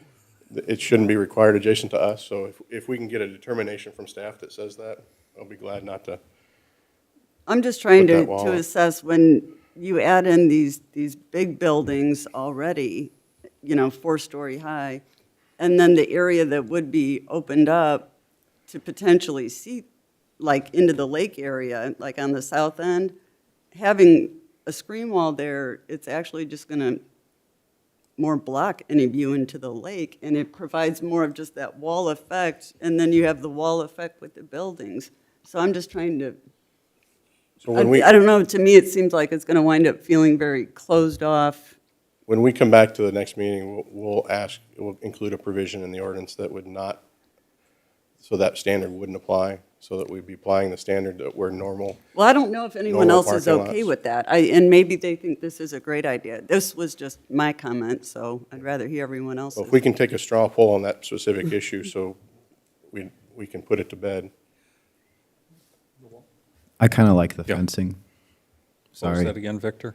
I kind of like the fencing, either the fencing or really along that side of where where the roundabout is, Grand Park Boulevard and Wheeler Road, either something like this or kind of just envision in my head some sort of, I don't know, vegetation mixed with art, kind of, where in certain cities you'll see, big block lettering. So for like here, it could say, big block lettering of the boardwalk or Grand Park or whatever it is like that, because I think that would be sufficient in terms of, something beautifying the area with, in between the parking and the road. But, I mean, if the option was nothing or this, I would choose this. And it wouldn't be, it would be landscaping that's required adjacent to parking lots in all other situations other than multifamily. And as I said a little bit ago, think this isn't too bad, actually. What kind of makes it a fairly good thing is the fact that it's not just a brick wall. You've got what I assume are metal slats that will allow limited visibility. As long as those are something that has a long service life, don't require maintenance. If there was something that could have vines growing on it or something to add some green effect to it that would somewhat limit visibility, but maybe still allow these little bits of light to show through, I think breaking it up has some merit. Other commissioners can speak now or feed comments to staff between now and when we visit this again, but go ahead. I have a question. I'm looking at this picture, which is what you're going to put along the parking that faces Grand Park Boulevard. Yeah, And Wheeler But Road. when I look, yeah, but when I look at your picture, there's a whole lot more landscaping along there too, right? Both, and that's the anomaly. The ordinance says both are required. I've got to put Okay, up. so it this- won't look just I've like got to put up a this. solid screen, and then I also have to have landscaping adjacent to it that meet the landscaping requirements where the parking is adjacent to the street. Okay, so this. I'm not pic- saying it's right, it's just, that's the way Yeah, that's the way so the this- ordinance is This written. picture with the fence then is not really accurate, because then you got to put a bunch of landscaping behind that, right? No, that shows the fence, and it shows all that landscaping adjacent to it. Right, but it doesn't Both. show it on the picture that you showed On the of the picture. fence. I see. Page We 12. we gave you an example of the fence material, not the. Right, but it's going to be that and landscaping behind Yes. it. Okay, Both. so I don't care if you put the wall up or not, if you got landscaping, I guess. Yeah, I Cindy, favor you a indicated combination you of the were- two. I don't think you need to have both in the same location, adjacent, but like Victor, I don't think it's a bad-looking screen. It's just that when it's a lot of it in a row like that, then it's too much, so. When we come back, it'll have landscaping adjacent to it, and we'll ask not to apply it. If we can go back to the site plan, I can show you where we would ask that it be applicable to. It would be applicable to this parking field and this parking field, and not along that north perimeter adjacent to the other multifamily. So that's the direction we're going if. so I'm good everyone with is that. aware. I'm not speaking for everybody, though. I'd like to see, kind of like the comment in the last meeting that I made about the landscaping itself, from a perspective of the hard screening versus the landscape screening, let's see what makes sense from a design perspective and not just try to, hit the letter of an ordinance that didn't necessarily anticipate every context.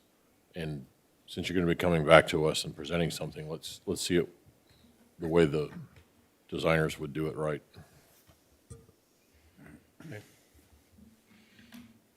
The fence is there 12 months out of the year, landscaping may not be. Other comments to my left here? Yeah, first of all, I would just like to say, obviously, you're going to be coming back with the architectural issues, the landscaping issues. But the big picture, I'd like to compliment everybody here on the significant changes that were made since our last meeting. I think you really hit the nail on the head by modifying the number of buildings, by adding the parking places to 2 per unit. That's big. My pet peeve, if you want, or the hot button, was the boardwalk. And I'm glad to see you reinstated the boardwalk. I think that is critical and crucial to this location. So I'm really happy to see that, and the addition of the bike hub. So those are big changes in this project. I'm also glad that you invited Steve Henke to join us tonight and to give us the overview on the project.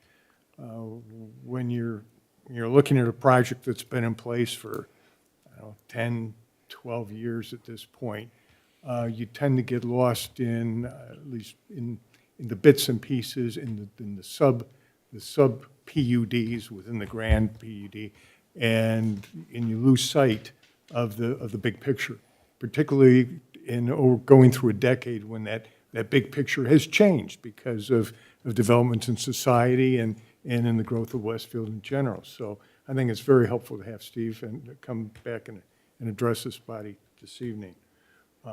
And I would only say that I look forward to addressing the legal issue here, because I think certainly as a new APC member and council member in a city that's growing, we are starting to discover some of these legal issues that we probably weren't sensitive to and didn't even know existed 10 years ago.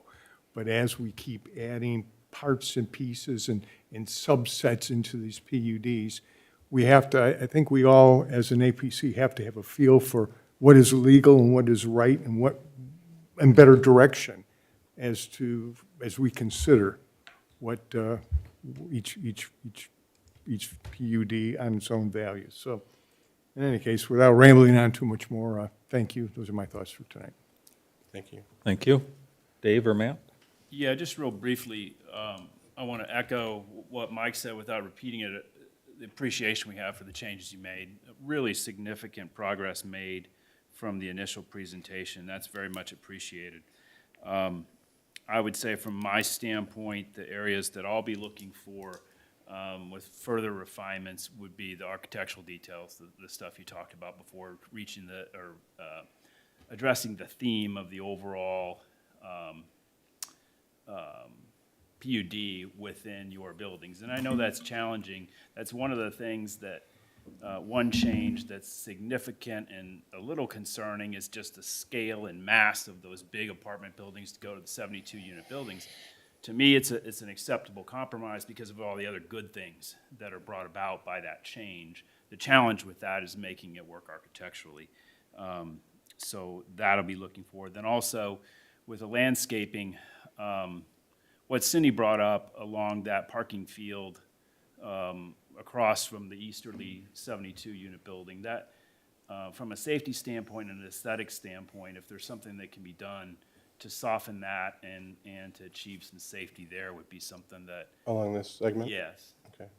Everything else, with the parking being internalized, I think is great. Where on the western side, where you've got the parking shielded from the lake and from the boardwalk as well as the roadway is fantastic. You can't do that on the northeast side, so that would be the other significant thing that I'd appreciate seeing. And that's it. Thank you. Thank you. Matt, any comments that haven't been addressed already? Sure. Just perhaps the only one up here, at least right now, getting ready to wrap up 10 years in travel sports here this summer, and having been all over the country with my daughter, thinking about how exciting it is at the potential of bringing some entertainment options and more retail, but entertainment options to Grand Park has always been really exciting, and thinking about just how popular they would be for players and families in between games. And then yet, being educated by Mr. Hinkie tonight, I really did learn a lot from everything you presented. I mean, if they're not interested, they're not interested. We need more rooftops. So this seems like the next logical step in getting that done. Sounds like we're going to get some modifications made, get some legal resolution, and hopefully be able to put this through the next time you come in front of us. To the gentleman in the front row, you did a great job with your presentation. Just wanted to let you know. I thought that was awesome. He's right. You got a great future ahead of you. Last name? Curry. Great job, Mr. Curry. So I think that's pretty much it. The only thing I disagreed with Mr. Hinkie on, I'm not sure there's any grandchild in the world that wants their grandparent taking them to the dentist. That was it. Really? All right, thank you. Kristen, I think you're the only one who hasn't weighed in with any thoughts. If we haven't roughed them up already enough, John would and you be have something disappointed new, if I please didn't say anything. proceed. Yes, you Saving the best for last here. I thank all my fellow commissioners. I wasn't here for the first round, and so I appreciated hearing all of your comments, and sounds like we've made a lot of great headway here today. And I appreciated Mr. Hinkie being here tonight. I just want to kind of build on Matt's comments here a little bit. When I came on the Plan Commission 2 years ago, I pulled up this PUD and read it, and I have to tell you, I was really excited. I felt like this was the PUD that would connect Grand Park and the visitors there and our citizens in a central area of fun, activity, engagement. So when I saw this particular item on our agenda tonight and started kind of digging into it, I became concerned that we're going to lose this section of the Lake Village. And I'd like to read it in case others haven't had a chance to read it.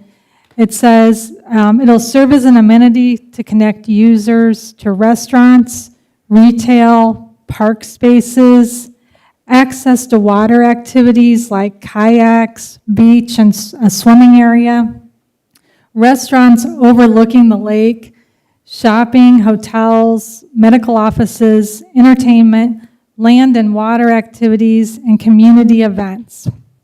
And it all comes together in this idea of the boardwalk. And I could visualize that because, like Matt, I'm on year 8, I think, of travel baseball. Been a lot of places around the country. And the one thing that I've talked about a lot since coming on the commission is we have to keep Grand Park viable. It's a beautiful facility. They're selling out. I think all the tournaments are sold out this year. At least that was the email I saw. So we have all this excitement and remaining relevant as the sports park. And I did hear your concern tonight that when something's for sale, it starts to put questions in minds, and we need to work on that as a community. But it's an outstanding asset. And I really want to see us keep relevant and keeping the visitors coming year after year with activities that they can walk across the street. I mean, this is the premier spot. And this and also what Birch has out to the north. And those two areas can really make the difference for the long-term success of Grand Park. So I appreciated you talking tonight about the corner, and I can visualize that as kind of a pivot, maybe from going all the way around the lake to using that corner. But I certainly hope we can keep that as the vision of this PUD. I think it's just really, really important. I know you're down the road. I would love to see retail on the first floor of some of those apartment buildings.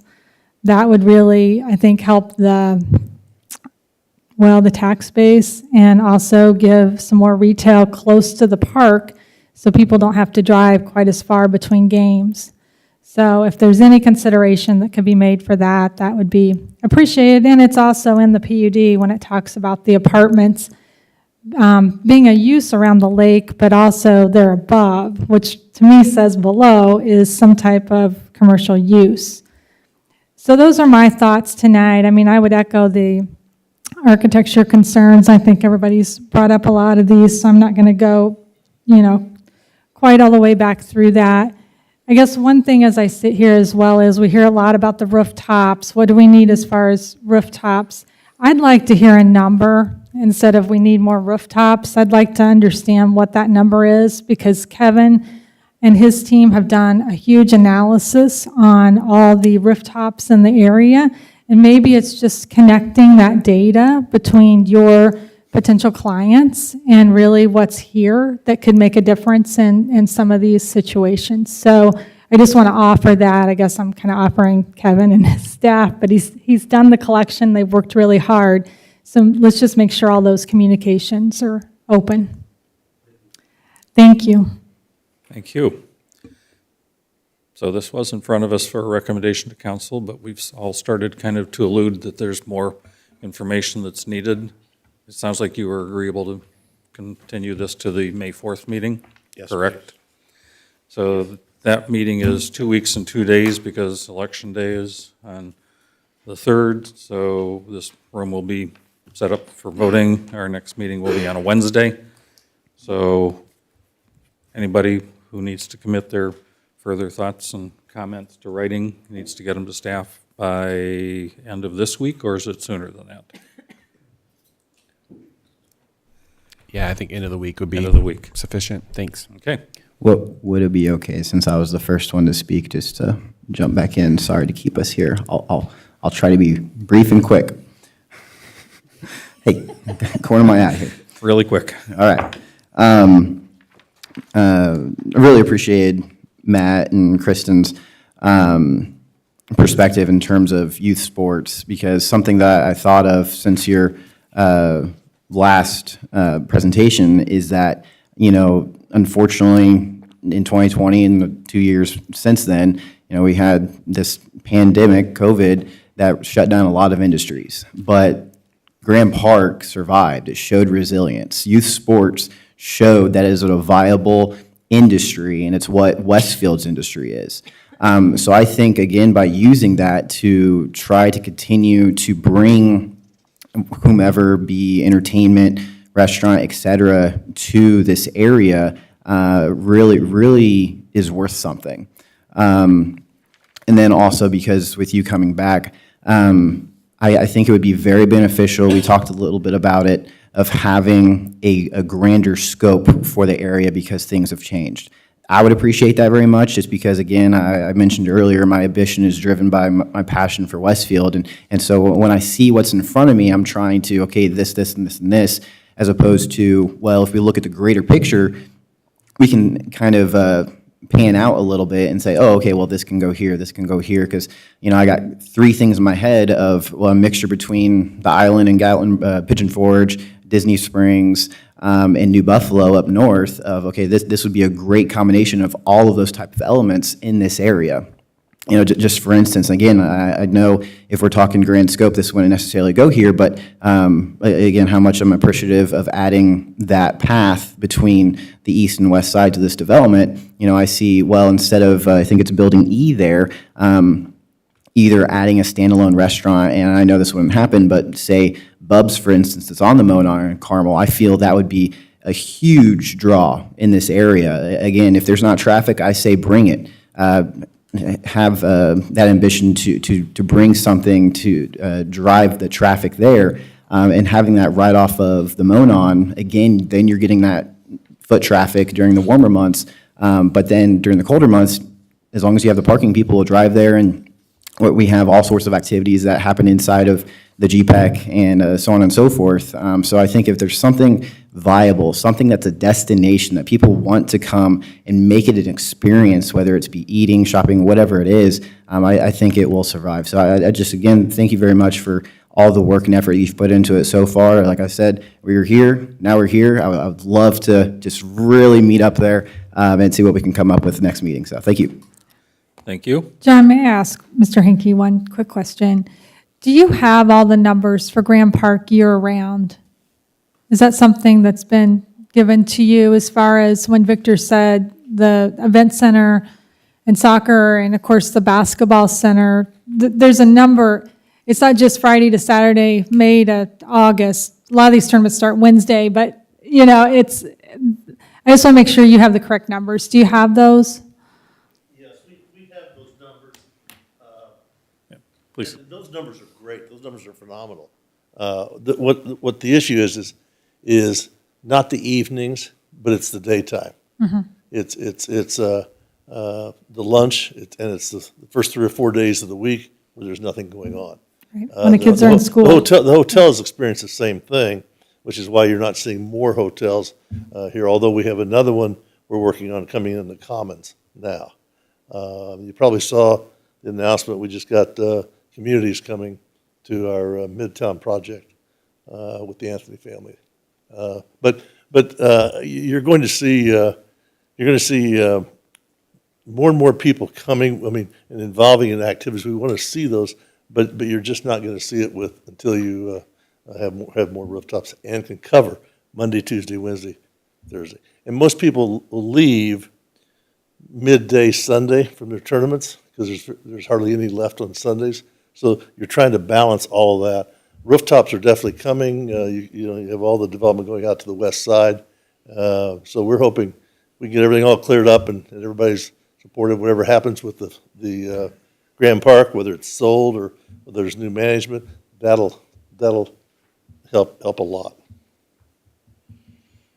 Thank you. And again, anytime anybody wants to sit down, I sit down every once in a while with Cindy and Mike and whatever. But I'd be glad to bring everybody up to date on anything and get your ideas. If I may ask staff regarding that, with us being on Planning Commission, I know that we are kind of a little bit more restricted as opposed to City Council being able to do so. how, if at all, are we as planning commission members able to sit down with developers and learn, just again, what Mr. Hinkey's talked about tonight, or just anything in general?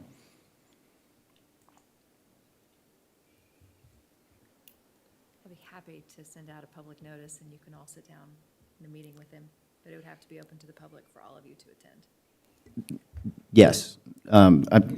Yeah, individually, more specifically. So your rules don't actually prohibit ex parte communication, but that is generally been frowned upon. But your rules don't prohibit it, Heavily, That was my assumption. heavily frowned upon. but they are frowned upon. Yeah. I am available, so. And we appreciate that. So, all right, look forward to seeing you on May 4th. That concludes tonight's agenda. We have no public hearing items. The other, I believe it's 8 items, are continued to a future meeting. So we are down to reports and comments. Plan Commission members, anything in general from the Plan Commission first? Downtown update comes right after that, so Kristen probably has some things to say. Anybody have anything that's not downtown update related? Looks like you're up, Kristen. I'm up then.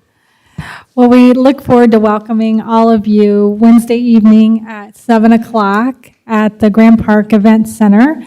So we will have council and APC and the mayor there, as well as many of the team members that are working on the streetscape. And we're going to go through a little bit of background on the project and show you all the designs to date. And so this meeting is informational and also to get your feedback if you like the direction or if we need to kind of switch direction a little bit on it. So I will give a very positive report from our community event. We had 104 people come, which I was absolutely thrilled. And it looks like we have almost 50 surveys filled out that were qualitative in nature, and that they gave us a lot of feedback about the different elements, and also gauge some favorability in regards to the city investing in that type of investment, I guess, in the streetscape elements. So we're going to have some data in regards to what we collected last Thursday to share as well. Does anyone have any questions? Just want to share my appreciation for everything that you're doing for us. And I really appreciate you involving us at the meeting on Wednesday. So thank you. Yeah, you're welcome. I'm looking forward to it. We're excited. We've had the 2 design firms, so we have some different designs to share, and excited for you all to see it. We've been talking about it, so it'll be fun. Thank you. City Council Liaison? Well, the first thing I have for talking about our April 11th meeting, Mayor proclaimed April as National Volunteer Month. And you guys all sitting up here, while you might get paid a pittance, I know that the level of volunteerism in our community is so strong. The people up here and other people I work with all the time in this community are incredible volunteers. So let me just say that. Thank you. So John Nail and Jennifer Beck, they gave an update on the State Road 32 expansion project, and the letting will probably be in spring of 2023. The cost estimates are still rough, but at least, well, it's up at least another $7 million. So $22 million right now. And things could change before that's done. I think they've only locked down 9 parcels. They have 36 to do. Yeah, so still have a ways to go. We passed the fiscal plan and annexation for Phase 20 at Chatham Hills. We amended the ordinance concerning the city's ARPA plan. We held public hearings for annexation of the Briggs and Robinson parcels. We introduced a Chatham Hills PUD amendment and iBeach at Grant Park, both of which will be heard here May 4th. We approved the Plan Commission order on Lantern Commons, tabled an interlocal agreement with NDOT concerning the 32 bridge over Cool Creek. We discussed the RFP for Grand Junction Plaza Cafe Pavilion tenant. And just to announce, the first event at Grand Junction Plaza is coming on the 22nd of April. It's a movie in the park, and it's also combined with the Wellbeing Coalition's Help Your Neighbor Night. So both those things are the 22nd, this Friday. Would that be? Yeah, Lorax. this way. Yes, the Lorax. And the weather's looking cooperative. Yes. Okay, thank you. I know there was a BZA meeting because I was there as an alternate. But I'm not going to give the update. Yeah, we did have a BZA meeting last week, and pretty long agenda, 7 items, and only one of them was a pool location variance. So we had 6 other items. You should go look at the pool, though. Yeah, Yeah, go back to the agenda and We're all look getting at it. invited. we tabled there was a petition for a car lot on 32 West, 2900 West, and that wasn't terribly well received. It was tabled for him to work on. We had a petition to add a dwelling unit on the property at 156th and the Monon, where Noah has the housing development. I can't think of it, Monon something or other. Anyway, the older house back there, they had a garage building. They're fixing the inside that can be a dwelling unit, so they needed a variance for that. There was a dwelling at 181st or 18103 Eagletown Road, a minor setback variance to accommodate a porch. Then the pool variance for probably the most amazing pool in Westfield. A pool setback variance for that, pretty minor variance. We were more just their technology in this plan was incredible. The pharmacy over here on 32, what's the name of it? Ella. Ella Pharmacy, they're going to relocate to 211 Jersey Street, so one of those houses just off the plaza. So they needed a use variance for that. And we granted a use and standards variance to accommodate a pet suites at 32 and Cary Road, northwest corner, just by Goodwill there. There's kind of one empty lot. And they're going to build a really cool facility, doggy daycare and grooming and boarding. Pet Suites, I think, is the franchise. And that was approved, and the Lions Club sought a variance of use to relocate to a property they'll rent at, well, I think rent, 169th, a little bit west of South Park Drive. Oh, they are? They're buying it? Okay. But it's an existing facility, so they're relocating over there. And that was it. Thank you. Anything from community development? Yeah, 2 meetings ago, you approved a order for the RDC, and at the last meeting, I brought it for signatures for those who were here, so if you were not at the last meeting, please stick around to sign that tonight. Very good. We are down to adjournment. Do we sign it if we weren't here for the meeting? It was approved 2 meetings ago, so if you were here the night it was approved, then you should sign it. It was 2 meetings. Like I was remote, so I need to sign. Yes. But if you weren't here, Yeah, if you did not vote on that RDC resolution, then you should not sign it. Okay. All right. Do we have a motion to adjourn? So moved. Second. I know the second was Victor McCarty. Who's claiming? Cindy? Yes. All right, motion by Cindy Spoljer, second by Victor McCarty. All in favor? Aye. Say aye. Aye. Anybody opposed? We are adjourned at 9:08 PM.